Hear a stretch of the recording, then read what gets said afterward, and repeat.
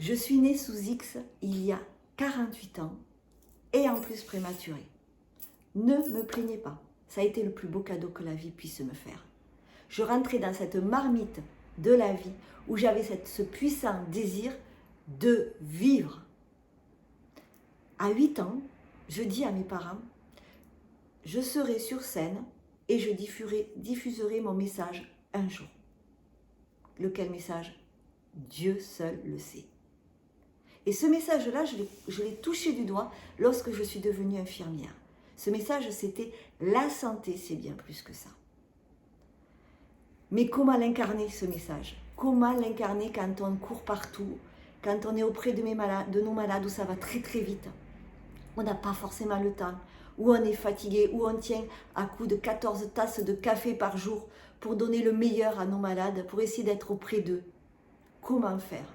À ce moment-là, je me suis éteinte, petit à petit, petit à petit. J'étais en coma, intubée, ventilée. Je survivais, je subissais ma vie. Et pourtant, ça brûlait tellement fort en moi. Mais on me disait, non, non, il faut tenir parce que c'est comme ça la vie. Tant pis si ça ne te plaît pas, tant pis si ce n'est pas dans tes besoins, ça ne reflète pas tes besoins et tes valeurs. Vas-y, il faut payer tes factures, bien évidemment. Et puis après, tu verras. Et je me suis endormie, éteinte. Et malheureusement, comme je ne me réveillais pas, la vie m'a réveillée. Elle m'a envoyé tellement de signes lorsque j'étais pas bien dans mes baskets et dans mes chaussettes. Combien de signes elle m'a envoyé? Dépression, burn-out, cancer. Et enfin, je me suis réveillée. Enfin, je me suis réveillée. Et j'ai commencé à me connecter à moi, à m'autoriser à être la personne que je suis, malgré mon histoire, malgré les événements de la vie.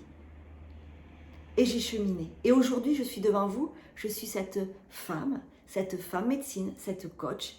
Et aujourd'hui, j'accompagne les gens qui rentrent dans mon univers à remettre de la vie dans leur vie, à remettre de la santé dans leur vie, à oser être la version d'elle-même premium. Parce que c'est ça la vie. On a le choix de ce qu'on peut être, faire et avoir. Peu importe nos casseroles, parce qu'on en a tous des casseroles. Mais on a le choix, soit d'en faire une bonne mayonnaise de nos casseroles, soit d'en faire quelque chose qui n'a pas de goût, qui est terne et sans saveur. Et c'est ça, oser être soi, oser être la personne que l'on est vraiment, malgré tout notre passé. Tout peut changer, il suffit d'un choix, il suffit d'être et ne plus paraître. Il suffit d'avoir cette âme ouverte, son cœur ouvert.